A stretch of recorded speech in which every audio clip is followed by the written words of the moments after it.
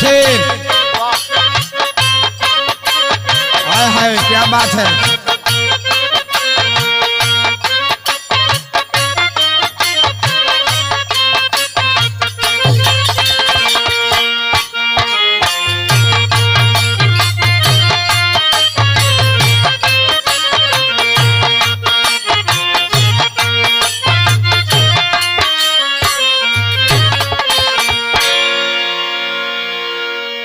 शेरे बलिया जिला केसरी आदरणीय श्री हरिंदर पहलवान को गायक रामनाथ यादव अपने पार्टी सहित मैं श्रद्धांजलि अर्पित करता हूं, जो एक कुशल राजनेता के रूप में जाने जाते हैं, जो शोषित, वंचित और गरीबों की लड़ाई लड़ने वाला सिपाही हम लोगों के बीच नहीं रहे। इस महान विभूति के निधन का समाचार मिलते ही क्षेत्रवासियों में और जिला में, गैर जिला में, नेताओं में, पहलवानों में, नगरवासियों में शोक की लहर दौड़ गई।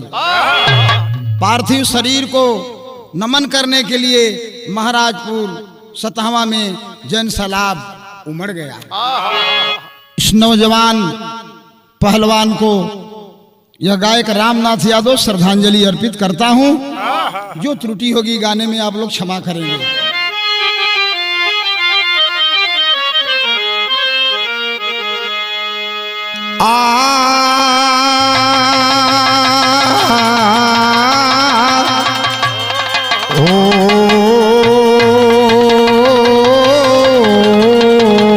राम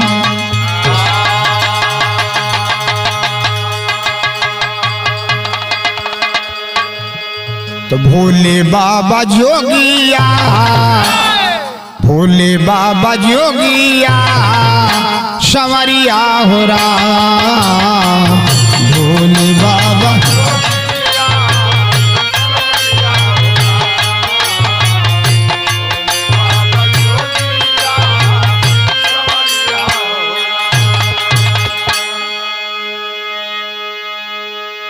गाना भूमिका से स्टार्ट हो रहा है मेरे भाई।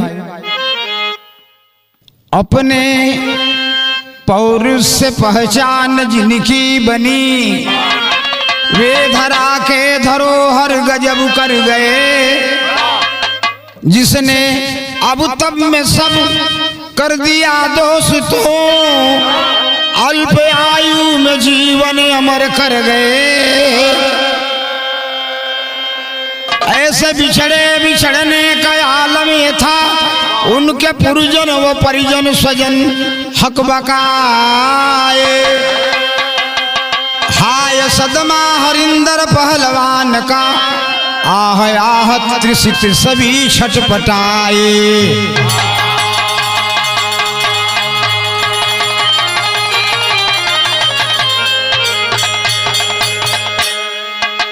गजल लगल भैया। क्यों आके रो रहा है मोहम्मद के शहर में,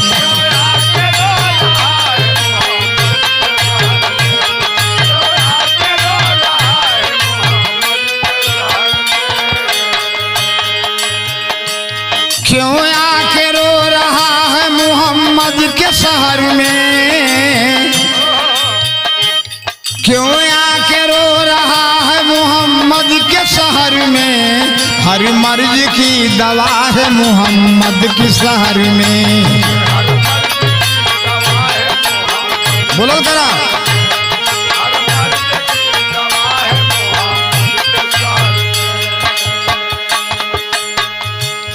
जो जन्म लेके जग में उपकार ना किया, जो जन्म लेके जग में उपकार ना किया, जो जन्म लेके जग में उपकार ना किया, मरना है जीना, मरना जीना बराबर बेकार हो जिया, मरना मरना जीना बराबर बेकार हो जिया। मेरे भाई, यह कहानी एक बाय एक दर्द और दुख दिया। यहाँ से शहर का लाइन लगल हो मास्टर साहब।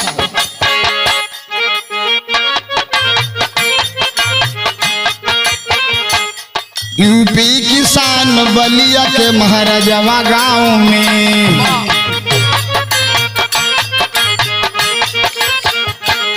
यूपी किसान बलिया के महाराजवा गांव में, छठे सुमन विश्राम महाराज की छाव में।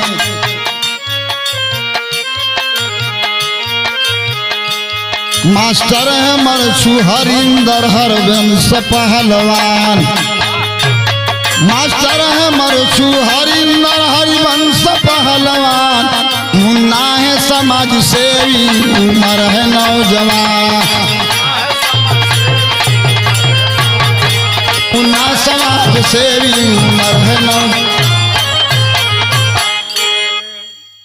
ये भैया हरिंदर पहलवान 2005 से 2015 तक गांव के प्रधान रहे और पहलवानों में 2 बार जिला केसरी रहे। लेकिन भैया हो अब यहाँ से एक तर्ज बदलल बा, तर्ज का थोड़ा सा आनंद ले लो। कि नरमी कलैया सुखुआर हो सुरियाला कंगनावा,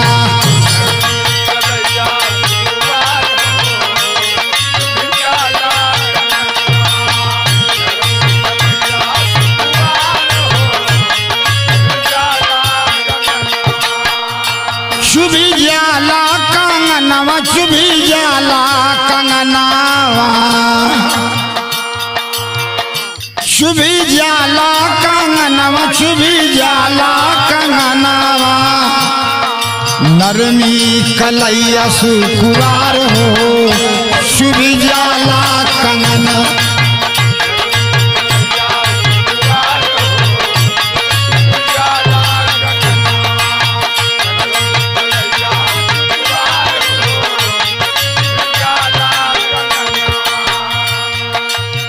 अल्पायु में कहाँ पढ़े हूँ? अपने गांव के पास स्कूल में।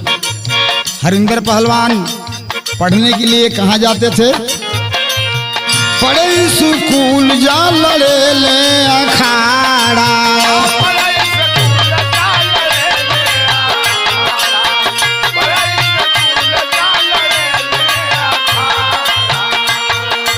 प्राइमरी मिडिल दुर्गा पट्टी से कैले, इंटर में पढ़े बदे भीमपुरा में आईले,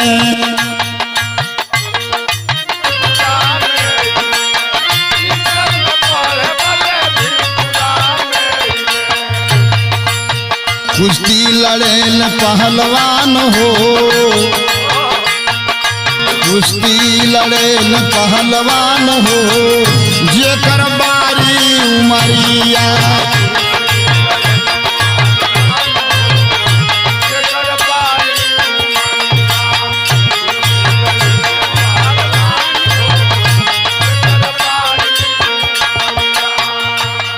पढ़ाई लड़ाई संगे संगे दोनों कैले,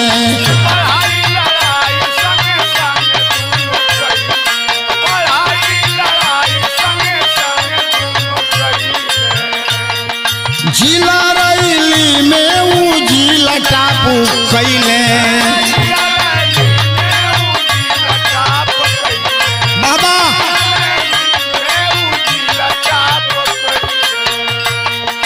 जिला केसरी के आरमान हो, जेकर बारी बाबू मरिया रमान हो, जेकर बारी बाबू मरिया।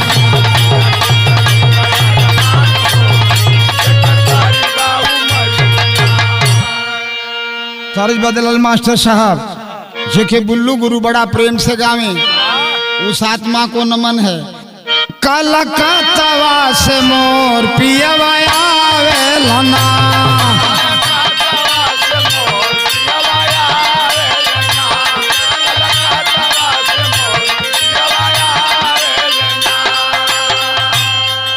कैसे के जनलू भौजी भैया के आवानामा बलुमाया आवेलना,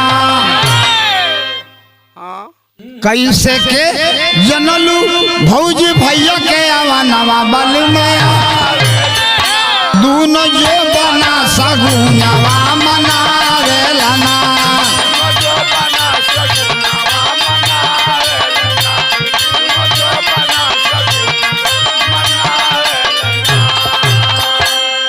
ये भैया इसी बीच जौनपुर के राजेश पहलवान बलिया दंगल में आकर के चैलेंज कर दिए कि अगर कोई भी बलिया का पहलवान हो तो मुझसे हाथ मिला सकता है। अगर किसी में हिम्मत हो तो सारे पहलवान बलिया के कोई कहीं से उठ नहीं पाए। हरिंदर पहलवान के मन में एक हनुमान जी भाव दिए और उनका नाम ले करके और आगे बढ़ते हैं। आगे बढ़ने के बाद राजेश पहलवान से हाथ मिलाए, मगर गाने का भाव लगा मेरे भाई कि जौनपुर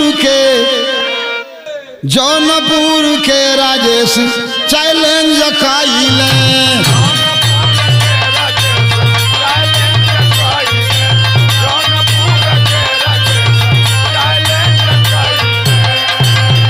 जौनपुर के राजेश चैलेंज कैले, हाथ हरिंदर पहलवान चब जाके धैले।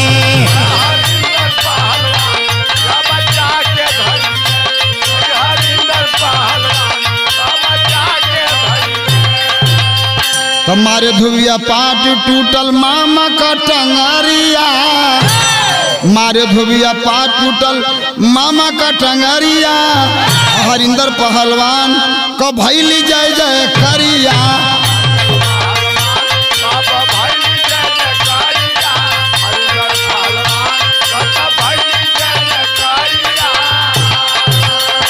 मनवा जीत के लड़ाई चौगुना भैले, मनवा जीत के लड़ाई चौगुना भैले। ए भैया जौनपुर के राजेश चैलेंज काइले,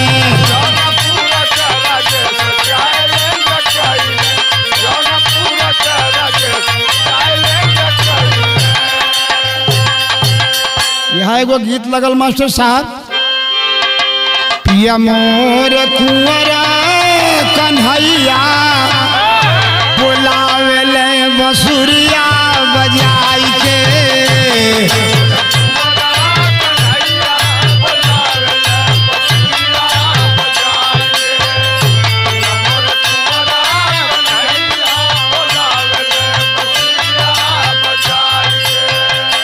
हरवंश पहलवान का मन उमंग से और बढ़ने लगा।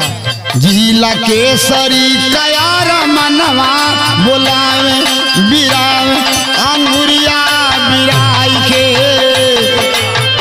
कयार मनवा बुलावे अंगुरिया बिराई।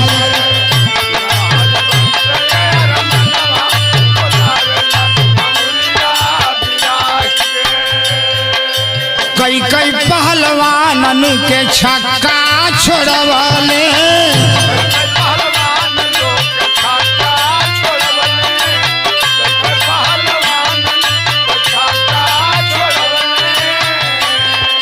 फाइनल में जाके जगह पवले,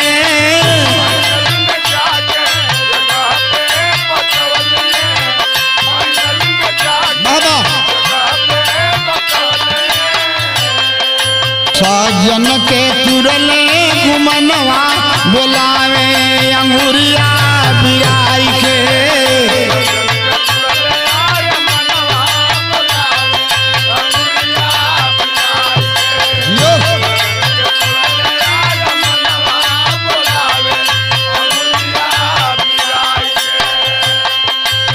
हरिंदर पहलवान जब जिला केसरी का समय आया तो श्री हनुमान जी ने पब्लिक का आशीर्वाद, अपने माँ बाप का आशीर्वाद, क्षेत्र देहातियों का आशीर्वाद, सबका आशीर्वाद लेते हुए भगवान श्री हनुमान जी महाराज ने उनको जिला केसरी का ताज सर पे बांध दिए। लेकिन बाबू जब बांध दिए तो सबका मन पूरा, जिला केसरी वाला ताज माथे बंधैले,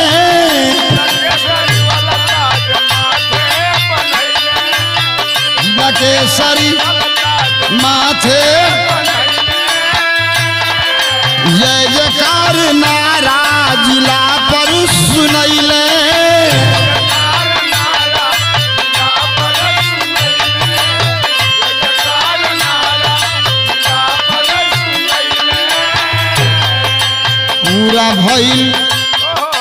पूरा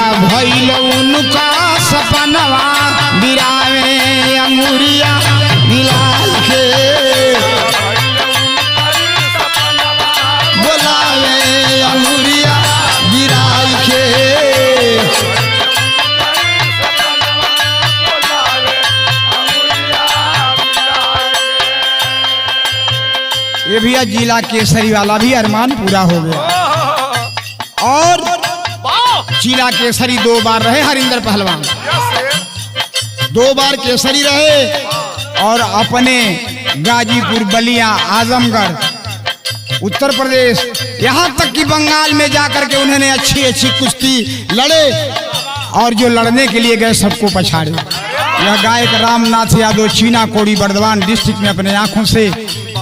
और हमारे तो मरछू पहलवान के भाई जो एकटई स्कूल बलिया में पढ़ाते हैं, अध्यापक हैं, उनके छोटे भाई हरिंदर थे। और हमारा ही भगिना इस गायक रामनाथ यादव का सीमा शुल्क अधिकारी लखनऊ में है। सबके मन में बहुत खुशी आई कि ऐसा समाज सेवी आदमी और इंसान मिलना मुश्किल है। और हरिंदर पहलवान कभी मिलते थे तो मुस्कुराते हुए मिलते थे, अभिवादन करते थे, लोगों का प्रणाम करते थे, आशीर्वाद लेते थे। यहाँ एगो तर्ज मिलल बाबू कि आधा मारौआ तोहरी नैहर का लोगावा हो, आधा में सजना तो हार हो।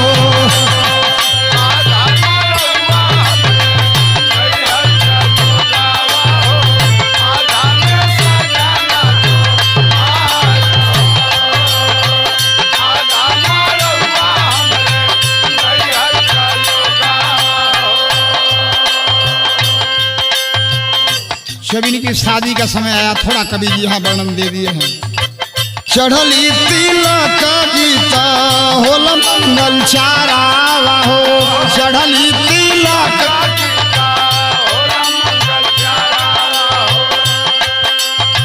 जमकी बरत थे ही बार हो।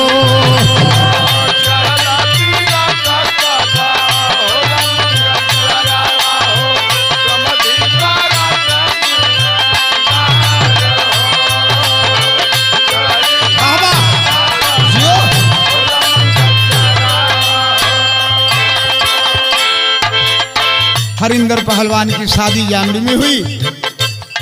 धर्मपत्नी जब घर आती हैं, उनसे 3 बेटियां और एक नन्हा बालक जो भी हम लोगों के सीने के बराबर हुआ है, ठीक वह उन्हीं के रूप का है, थोड़ा सा और भगवान ने उसे खूबसूरत बनाया है। वह बालक भगवान करे हरिंदर पहलवान का और नाम रोशन करे। तारा सुहागन पवली सुंदर साजना हो, तारा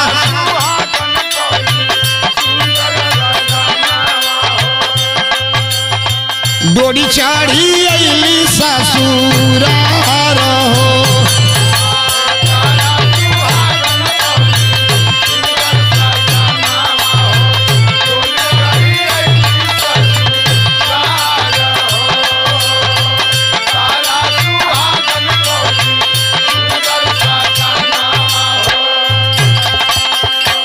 बरिसे सावन वारिम झिम, बरिसे सावन वारिम झिम, बरिसे बादारावा हो। अखड़ा लड़ेला पहलवान हो।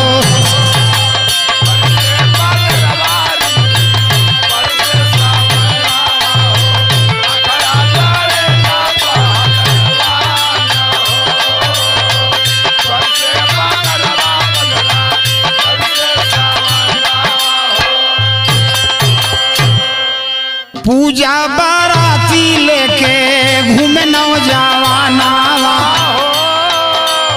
जब काशीदास बाबा का पूजा होता था, 25 नौजवानों को साथ में ले लेते थे। जब कहीं बारात जाती थी, 20-25 नौजवानों को ले जाते थे और अपनी खुशी का कला कौशल बलिया, आजमगढ़, देवरिया, गोरखपुर, मऊ जिला, चारों तरफ जो है बिहार तक, यहाँ तक कि हमारे यहाँ 3 काशीदास बाबा का पूजा हुआ, जिसमें 2 पूजा में अपने नौजवानों को लेके गए गायक रामनाथ यादव के यहाँ। स्वर्गीय परशुराम जी पूजा करवाए, पंडित परशुराम के घर भी हरिंदर पहलवान अपने नौजवानों को लेके गए और वहां भी अपनी कुश्ती का कला का प्रदर्शन किए। आज आंखें नम हो रही हैं बाबू। एगो माई के बाड़ी दुईगो बहिनिया हो, एगो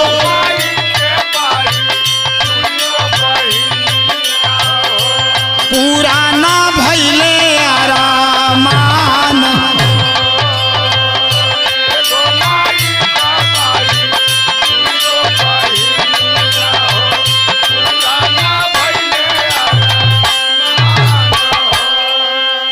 बाबू टेरी का भाव आया।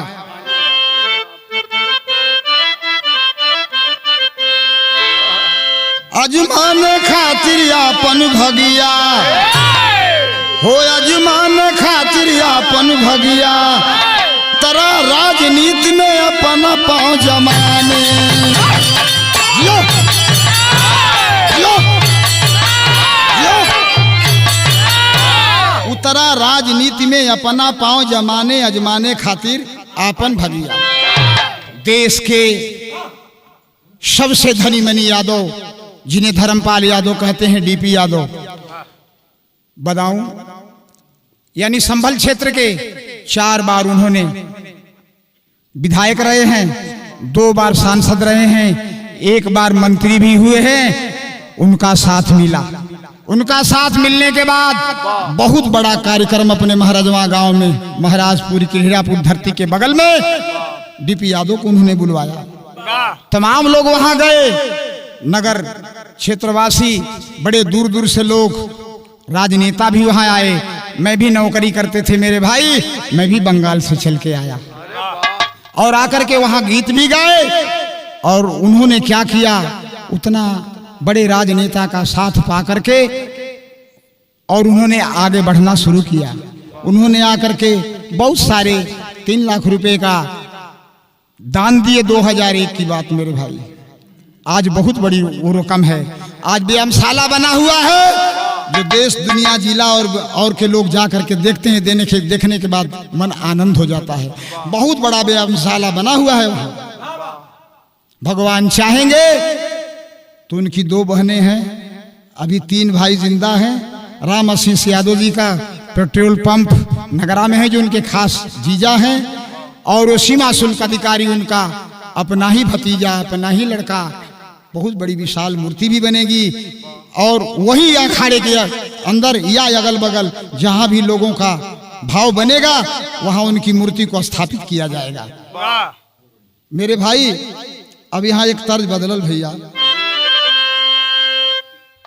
कि बजरा पर मेलावा में सैया न भेटाई हो, बजरा पर मेलावा में।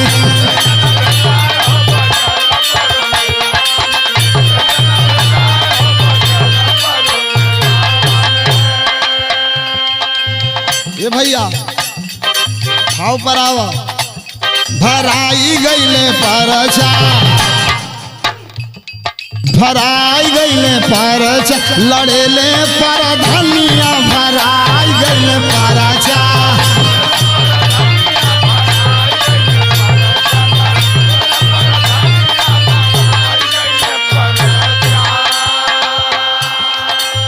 आशीष जोगा के भैले पहलवान हो,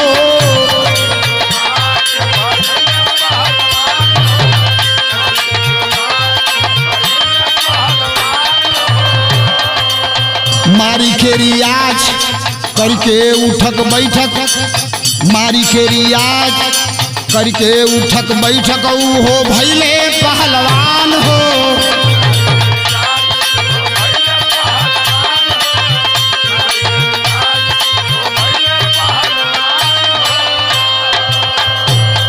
जब पर्चा भर दिहलन, गांव के लोग आशीर्वाद दिले बाड़न।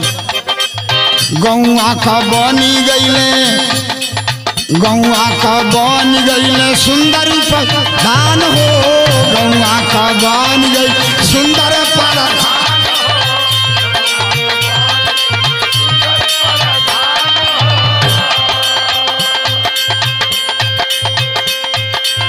डीपी जी के पास गईले, जी के पास गईले रहल जब छनिया भराई गईले परचा जब मिलल पर धनिया भराई गईले परचा जब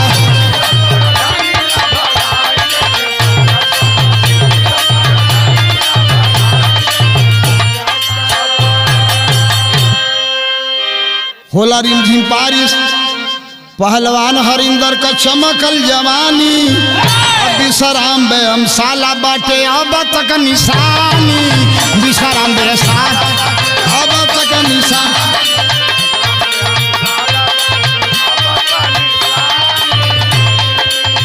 शान शौकत रुतबा बाटे शान शौकत रुतबा बाटे केहू नहीं सनिया भराई गईले परचा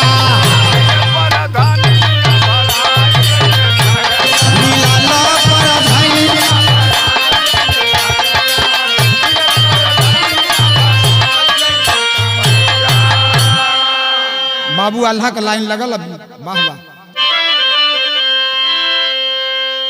अरे केहू के न छोड़ल नहीं केहू के छोड़ी भैया रो गया ब्याधी घर घर सबके शरीर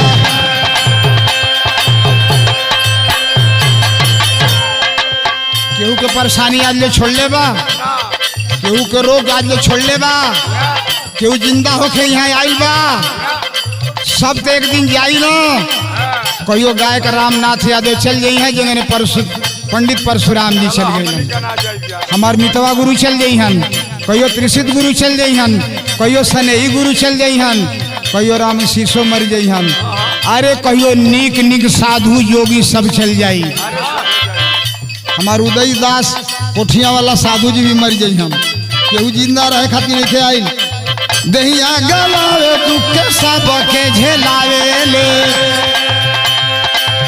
और ना तो रुपया पैसा गाले तहरी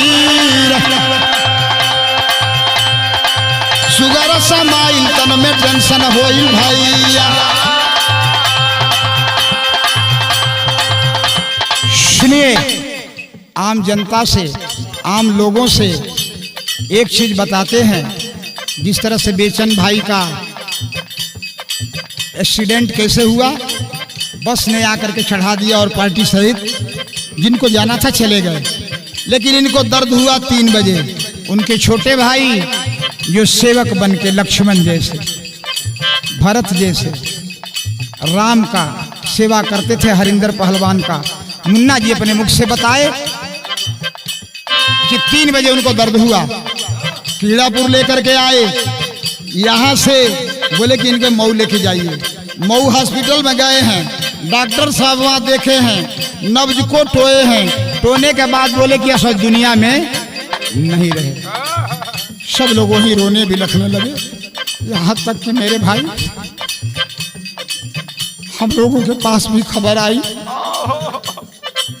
हम लोग भी रोने लगे हमने विनोद बाबू को बोला कि बाबू मेरे आप सरस्वती और हमारे गुरुओं के हमारे शिष्य हैं आइए चला जाए बोले ठीक है गुरुदेव आ रहे हैं चल रहे हैं जैसे हुआ तमाम कलाकार तमाम पहलवान यहाँ तक कि कितना नाम गना हूँ सिरपत पहलवान देवनाथ पहलवान देवरिया से पहलवान आजमगढ़ से पहलवान यहाँ तक कि घोसी में चुनाव हो रहा था वहां से अखिलेश जी अपने एक समतुल्य अपने बराबर नीचे जो लाल टोपी लगा के रहते हैं उस मंत्री को घाट पर भेजे आप जाइए तमाम नेता वहां घाट पर इकट्ठा हुए थे जैन सैलाब वहां उमड़ गया था लेकिन बाबू हॉस्पिटल से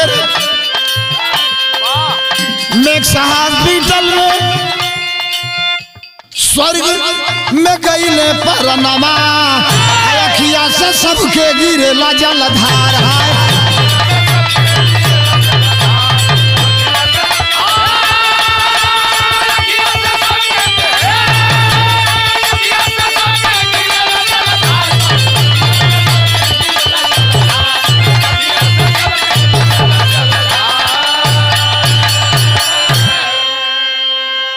अब यही कहना है पूरा समाज से सारे लोग आशीर्वाद दीजिएगा उस परिवार पर, किस विपत्ति की बोझ को लोग सहें, और जो भी बेटी बेटा हैं यह समाज सहयोग करके आशीर्वाद देके, आशीर्वाद का ही सहयोग और उनका आगे का कार्य बने। खड़ी खड़ी बाबू।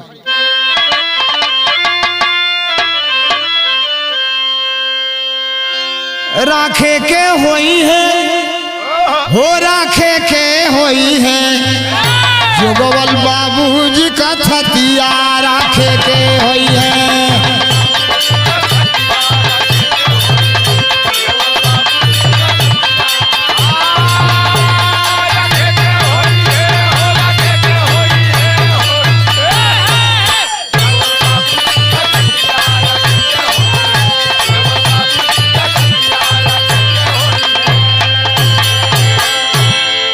जब दौलत शोहरत देके तोहरा के उगैले,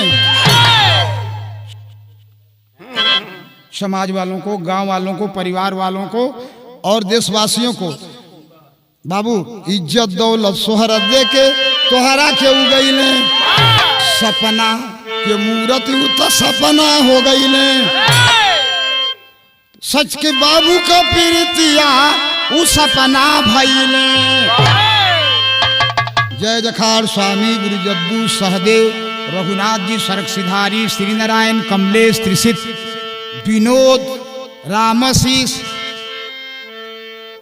हमारे जितने लोग हैं सबको नमन करता मैं बारी बारी।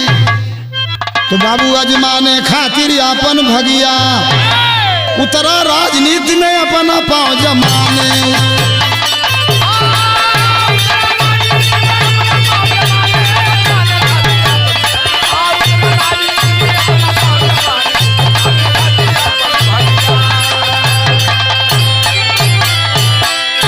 गाते रामनाथ ये सोच की नेकी गाने, अजमाने खातिर अपन भगिया।